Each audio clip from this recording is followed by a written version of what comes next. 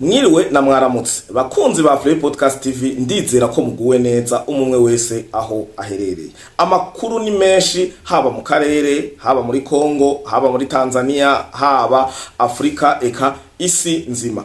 Turaje turabire hamwe urukurikirane rw'amakuru ahari, ariko twibanda cyane hano mu karere iwacu. Turaca muri Tanzania, turagenda muri Kongo, hatigera habura amakuru n'umunsi numwe. Harashe ko hari amakuru y'ibiganiro canke akaba amakuru yo ku mirongo y'urugamba. Turagenda muri Kamerune, eka turaguma turi na hano mu gihugu cacu ciza cy'u Burundi, tubashikirize amakuru nibiriko biravugwa canke bikoreka hirya no hino mu karere. Banze ndabahe ikaze rero kuri Free Podcast TV, mwe musanzwe mukurikirana runo rubuga muri i Burundi, muri mu Rwanda, eka muri Afrika canke mu karere ka EAC, muri Aziya, muri Oceania, muri Amerika, eka ni Burayi. Turabahaye ikaze rero muri no mwanya w'amakuru n'ubusesangutsi. Intambwe ya mbere canke amakuru ya mbere twabashikiriza nuko ikimwaro n'ibimaramare bikomeza kuguma bigaragara mu bihugu byananiwe kugurura umunwa canke kunyiganga canke gukoresha ikaramu canke gutuma intumwa muri Tanzania kuja gushigikira no kwifuriza ubuyobozi bwiza umukuru w'igihugu ahari ubu ariwe Samia Hassan Suluhu. Ntibaramubwira congratulation, ntibaramubwira felicitation, bose baracecetse, ariko ntibacecetse kubera kunezerwa, bacecetse kubera ikimwaro, bacecetse kubera isoni, bacecetse kubera no gucika intege, kubera umugambi wabo, icifuzo cabo kitagiye mu ngiro nkuko bari bavyifuza. Aha ndacababwira ko ahanyene mu karere ka EAC hari bihugu sukuba ngo binyamuragi gusa, ahubwo biri mu kadobo, niko no bivuga. Igihugu cy'u Rwanda ntikirafundurura umunwa, uratse ko bakunze kuvuga cyane, haba gutukana ku mbuga ngurukana bumenyi, haba mu majambo y'agasakisaki, n'abantu baravuga kuva ku mukuru w'igihugu gushika no ku mwana wiwe, bose baravuga. Mugabo Tanzania cwe bose bagize nta muntu numwe arigera avuga ati congratulation to Samia Hassan Suluhu. Nta muntu numwe, haba muri mu Rwanda, haba n'uwigenga, bose nicwe, bisigura ko umugambi wabo waburijwemo. Tujabuke muri Kenya. Muri Kenya twarabonye ko yatumye intumwa, mugabo William Ruto ntarigera abwira umugenzi we, umomologue umukuru w'igihugu mugenzi we, amubwira ati congratulation. Vyaranse, bari mu ikinya ashatse kuvuga kujya bagutera gaze, bavyo kunda kuvuga gaze, kujya gutera anesthesia ugasanga wagagaraye, baragagaraye ntibumva naho bo bihera.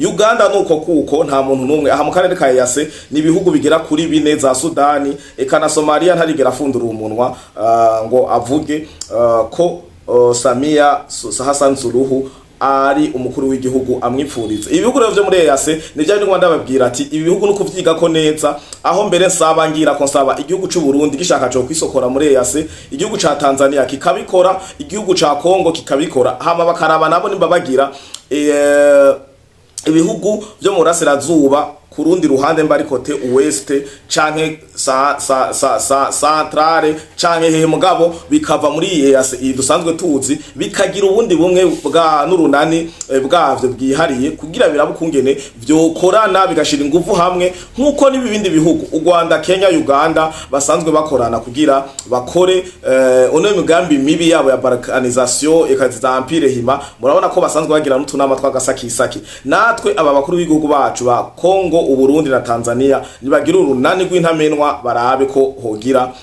ico bashitseko nk'abakuru b'ibihugu bagwanira iteka nitekane, ituze, iterambere ry'ibihugu vyabo.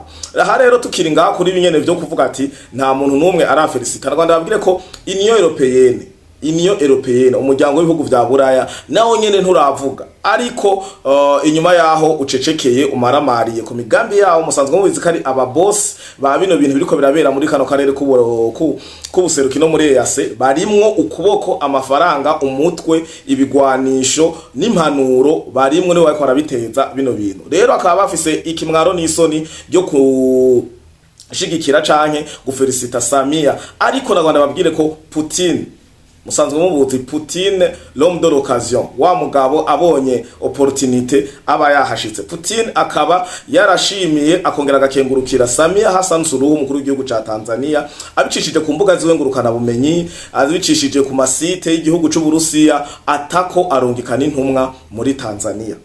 aratako arongikana intumwa muri Tanzania iramushikira Perezida Samia Hassan Suluhu aramubwira ati umukuru w'igihugu cy'u Burusiya yavuze ati félicitations. Union Européenne cwe za Buraya hariya za Amerika cwe eka ibihugu byose byari bifise uruhara muri rino hirikwa canke gushira umutegetsi uburongozi bishake muri Tanzania byose byararengewe birasoma nturi ubu nicwe. Putin rero akaba yafashe intambwe yo guja gushigikira ibi bihugu nkuko musanzwe mubizi za BRICS ni ibihugu byinshi inyuma yaho Uburayi na za Amerika vyikomeje bikigira ibihahe ibihugu byinshi byo muri Afrika vyaje bifata inzira y'Uburusiya bifata n'inzira y'Ubushinwa. Rero twizere ko bino Putin yakoze bigiye kugaragariza Union Européenne ko nayo nyene yihenze ikizubaza gato ikazuyaza umwereka bazoba bawuriye kuko Putin ngaha yamaze kubakorezamwo. Tukiri ngaha nyene mu bintu vya Union Européenne nagomba babwire ko inaniwa gufelicita Samia ariko ikaja kugaragaza uruhande irimo. Union Européenne yarayiko yagashambara mu kuja kwemeranya ikerekana ko ishigikiye icyumviro ca president w'Ubufaransa Macron cyo kugurura ikibuga c'indege ca Goma. Ikibuga c'indege ca Goma nta mwana arimwo twese turatahura igituma bariko barasaba gasakisaki bashiramwe ingufu nyinshi bashiramwe amamiliyaridi mwumvise bagomba gushiramwe y'amadolari kugira barabe ko ikibuga c'Igoma cuguruka. Ikibuga c'Igoma nimba mutavyibuka neza ni aéroport stratégique ku buzima bwa AFC M23 mu muruno mwanya uko imereye kuko murabona aeroport y'Ikavumu ntibashoboye guhatuza indege kubera murabizi ko Wazalendo iguma igenda ikoramwo ivayo ikoramwo FARDC aruko drone aruko ni hagufi bore basaba ko yokugururwa aeroport y'Igoma officiellement igihugu ca Kongo abice ku mukuru w'igihugu Felix Tshisekedi n'abamuzungurutse bafashanya kuyobora bakemera ko Goma yugururwa. Iyi Goma yuguruwe mwarumvise igisabo nyamukuru ca Macron ngo nuko habaho aide intervention humanitaire ariko sikumpuwe z'abanyegoma sikumpuwe z'abanyekongo oya ibi bagomba ni kugira baronko kungene bashira ibigwanisho AFC M23 twebwe zasarambwe kubera ziri a court de munition. Ibiraro murabizi bamwe byarageragejwe kumenywa aho ibigwanisho byashika bigaca mu Rwanda bigaca bigenda n'imiduga bikabashikira vyoroshe. Ubu ibiraro bimwe byaramenaguwe mwaravyumvise. Iyo ni intambamwi imwe yo hasi. Ubu rero bako barasaba ko vyoca mu kirere biciye kuri kuyugururwa rya aeroport y'Igoma. Iruhande y'ibigwanisho bashaka kubagaburira. Rumangabo tukuma tubabwira ko hamwe bahora batora abana ku nguvu bari kwirigara ku bikorwa rusangi ku mashure kudandaza bari gusenga bakabategera bavuye mu masengero bakabatwara kubinjira igisirikare ku nguvu bako bagwara amavunja bagwaye kwashi inzarira barembeje bamwe bako baricwa n'inzara aho bariko baratoroka ku bwinshi ngira muguma mubona kumuga ngurukana bumenyi zigenda zitandukanye aho baguma bavuga ati M23 bishikanye 80 117 batanu bangahe biriko biratumwa hanini n'inzara n'ikindi nuko abahora abasirikare ba FARDC bagiye kwiyungana M23 izimbwebwe za Sarambwe bagiye gusanga bagize erere bagasanga na macakubiri aho abakomanda bose ari muri aba bantu ba Kagame inkotanyi RDF umva bo baragitomora neza abamaze kwishikana mwarumse ko bavuga ati twasanze commandement zose ari z'abatutsi dusanga ni ibintu by'amoko hariya dusanga nitwe baguma bashira imbere ku mirongo y'urugamba kugira baduhereko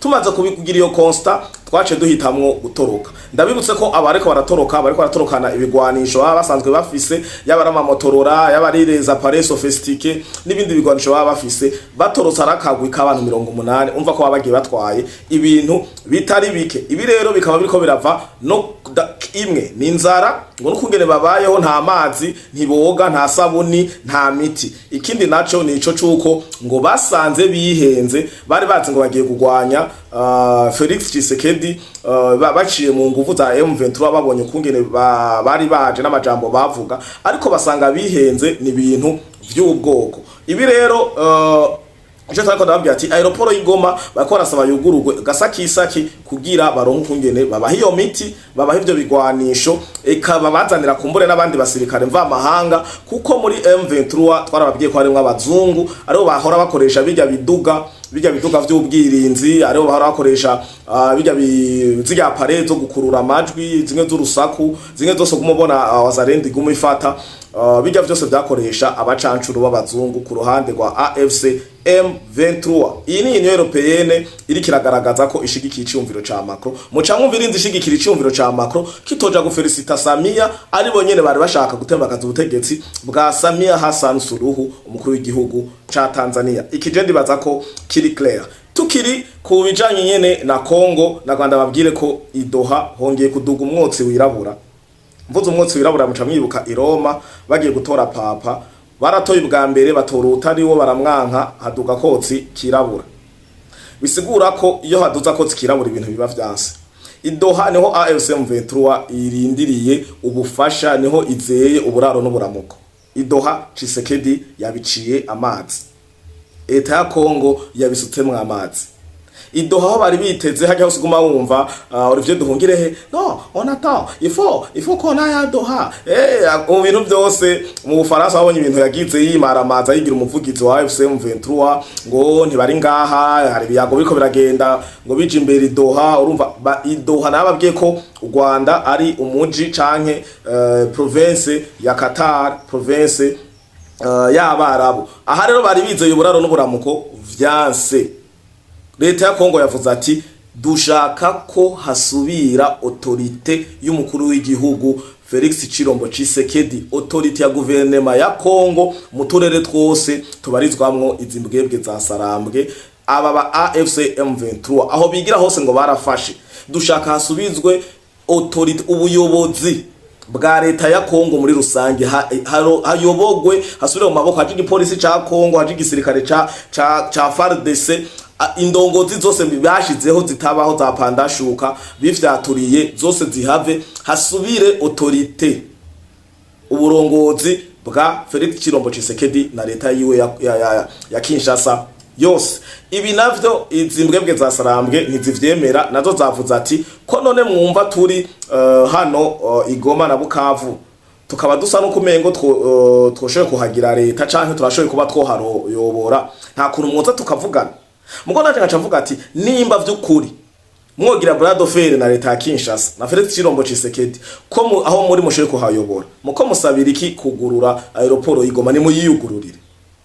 Izi mbebwe za Sarambwe je naza ko tuvuga ibintu mugabo nico kimwe niyo nibiganye no Olivier Duhungire haguma avuga ni ibintu bafyatagura mugabo zangunguru Kagame yavuga ngira nizo zizi nyene, kuko nta kuntu hoje ukavuga ati ngo ahantu turi ngo twashoye kuhagura republique kwa turashoye kuharongora mugabo aeroport kugira yuguruka ukarinda kwandikira Kinshasa, ukarinda gucisha mu Bufaransa, ukarinda ugacisha Union Européenne, ukazunguruka isi kugira baza kugusabira aeroport yugurugwe mugabo kaja ngaho ukivyimvya ngo aho turi ngo turashoye kuhashira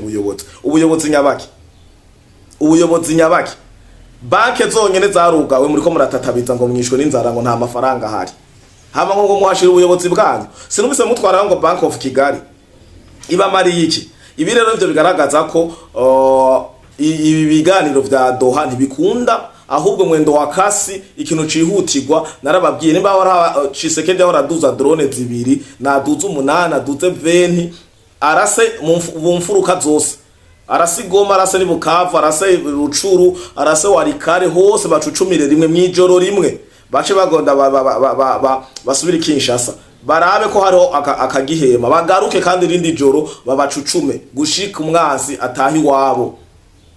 AFC M23 va muri Kongo si wanyu, tahe mu Rwanda iwanyu. Ariko ico mutinya gituma ngo mushaka ama negotiation, urugamba nababwiye ko gwarangiye kuko umuntu afise inguvu, umuntu afise ikirindi cimbugita ntaja mu biyago, kuko fashe no hatema akweza aragutema. AFC M23 ikija mu biyago kuko yaherewe, irabona ko atayindi nzira isigaye ni nzira y'ibiganiro. Aha rero ntarandiriye na Rwanda bamenyeshe ko vyanse haduza kotse kirabura Idoha vyananiranye. Tukiringa hanyene mu makuru y'akarere dusimbire muri Cameroon. Paul Biya yaraye arahiye, umukuru w'igihugu wa mbere ashaje mw'isi. Paul Biya yarahiriye mu ikambi ya gisirikare. Benshi bavuze ati kubera kino n'abakuru b'igihugu ubu wako barahirira mu ikambi ya gisirikare. Ndabibutse Samia niho yarahiriye, nawe niho yarahiriye, ariko Samia vyo vyari imvo z'umutekano na Paul Biya nimvo z'umutekano. Kandi ndabibutse ko igisirikare iyo kitagutembagaje kigukubite kudeta kiba kikuyoboka, kandi mu makambi ya gisirikare n'uwoza kwigaragambya ntashoboye kwinjira mu ikambi ya gisirikare. Winjiye mu ikambi ya gisirikare ubuteye ufatwa nk'umwenemi, ufatwa nk'umwasi. Nimwibaze rero ngo kuja kurahirira mu ikambi ngo ntibaba bazi ico bakoze.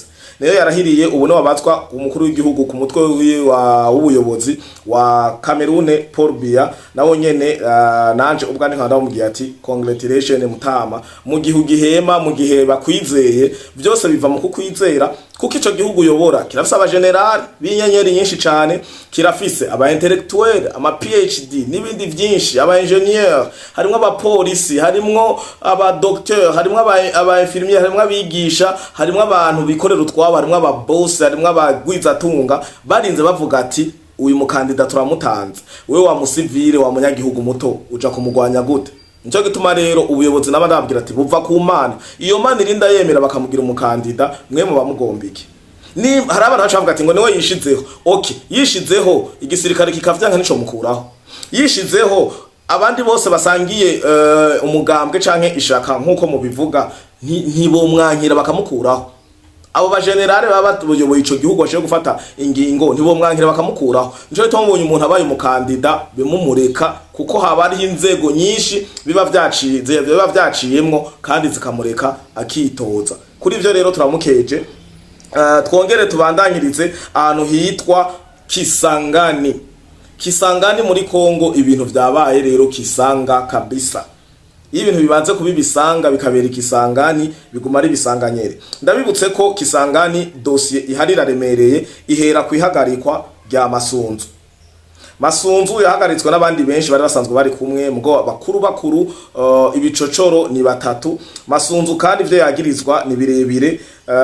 Ubu tukaba tubabwira ko nkuko nayo bamenyesheje ari mu maboko atarayiwe, ariko aragira ko itohoza ejo muzoza mwumva ubwo yaciriwe. Ariko ndababwira inyuma imbere yuko turangiza kubijanye na Kisangani, nagomba babwire ko hari uwundi mu general ariko aravugwa, mugabo ntiturabona urupapuro icete cemeza ko bamunomye kuhaba, ariko biriko biravugwa. Kandi maze kuba ariko biravugwa urukurukuru washe kuba rugana ku nkuru twashe kuba ruko tutararubona twebwe, ariko bikaba vyaraye bibaye nuko hari umugenerale yitwa Ruboya Kashama.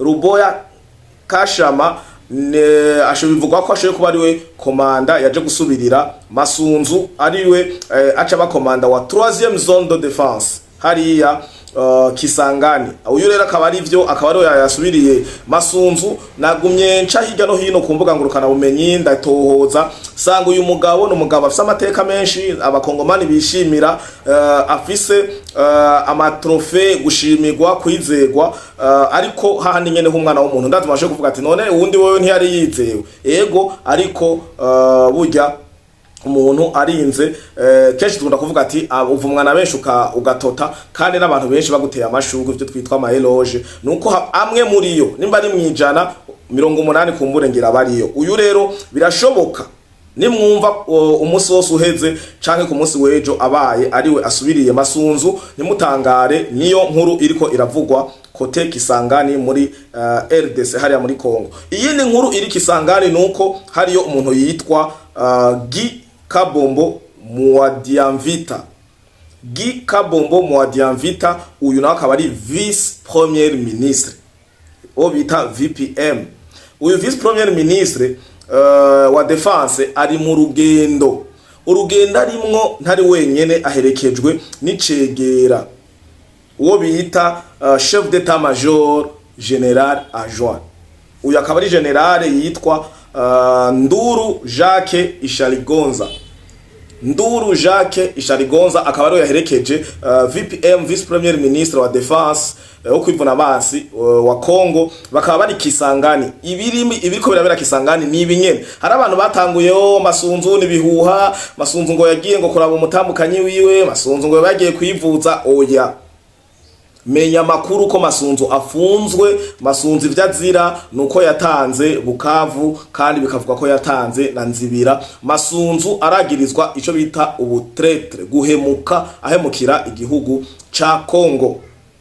Masunzu ivyo bico kiri mu bintu bikuru afunzwe azoba azira. Hagacangwa n'ikindi citwa traffic. ibi narabibabwiye mu kiganiro nakoze ku bijanye n'ifungwa n'ihagarikwa ry'amasunzu. Uyu rero vice premier ministre yagiye avuga ko kuvejo ni yari nubu niyo yazindukiye niyo yaraye kwanza avuga ko ari mu rugendo rwa documentation kuraba amaraporo ya gisirikare umusirikare yigenza nabi kandi ndabibutse ko n'imbere yuko masunzu ahagarikwa habanje kujayo mukuru wa etat major mukuru chef d'état major general yaragiyeyo ikisangani avuyeyo masunzu nta minsi yabaye myinshi yaciye ahagarikwa akaba barizwa maboko atarayiwe. Uyu vice premier ministre nayo wa defense ibaze havuyeyo chef d'état major kisangani agaca sura vice premier ministre ukwivuna basi nyene wa defense muri ya secteur nyene bwabushikiranganje nyene hagaca sura kandi icegera c'umukuru wa etat major bisigura ku mukuru wa etat major hari ibintu yagiye arabona kumbura iyo raporo ayitanze bagira kamakenga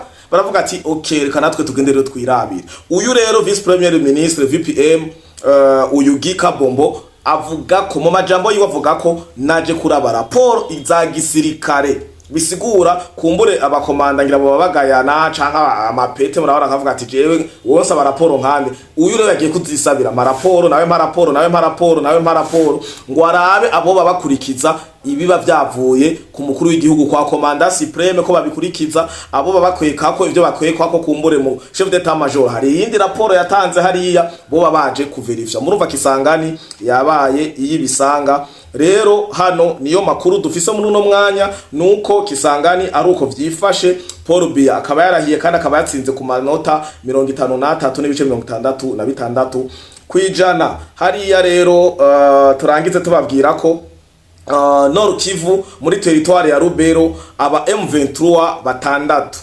abavyetura batandatu bishikanye maboko ya Wazalendo. Aha rero hakaba arimwo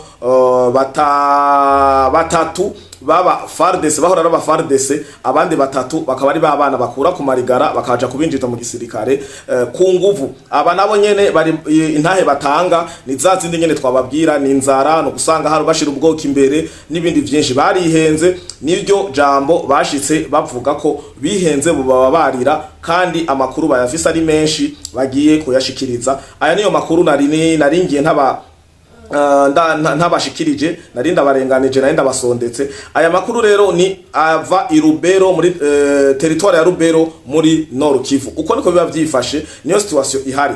Mu ncamake tuvunaguye nuko Putin yakengurukiye kandi yashimiye ya Felicise Samia Hassan Suluhu nk'umukuru w'igihugu wa Tanzania. Union Européenne ikaba yemeje icemezo ca Macron cuko aeroport y'Igoma yo kugururwa. Union Européenne nyene ikaba itaragira icivuze ku burongozi bushasha bwa Samia Hassan Suluhu.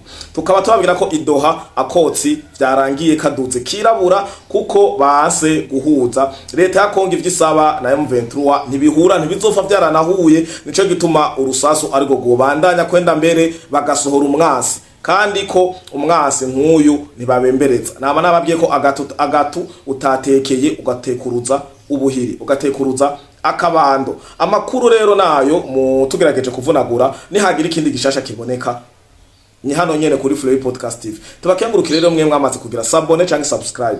Tubakengurukire mwebwe mwemera mugahagarika imirimo muri mwo canke muri pause eka aho muri hose mugatumbereza urushinge ku chaîne ya Flow Podcast TV hanyuma tukabana mu biganiro bigenda birahaca buri munsi. Twama tubabwira ko aho duhurira ni muri commentaire. Ivyumviro byanyu n'impanuro muri commentaire birakenewe. Ariko nabari mu magroupe ya Flow Podcast TV namwe murahawe ikaze commentaire ivyiyumviro tuba tubikeneye. Namakuru muba mubonye avugwa canke ibihuha canke amakuru yo kingira igihugu cyacu ciza c'u Burundi yaduhe tuyasesangure tuyashire ku mugaragaro tubafukure. Tubakengurukire kandi cyane namwebwe mukurikirana runo rubuga ari uko muronse amalink mu magroupe agenda atandukanye. Ariko tubibutse ko mwogenda mufyonze kugakengeri hano namwe mukaba bamwe mu muryango wa Flow Podcast TV tukagura umuryango. Mwongere mwibuke kuja kuri Ingoma Magazine dufyonde ko hanyuma twagure akarere. Haro ikiganiro kivuga ku buzima bw'abanyamurenge n'aba bitwa ngo nabatutsi ba Kongo kiriko twaragisize ko citwa bafukure episode ya 2. Turabakengurukiye rero tubibutsa ko ta Flow Podcast TV atamwebwe. Ciao ciao.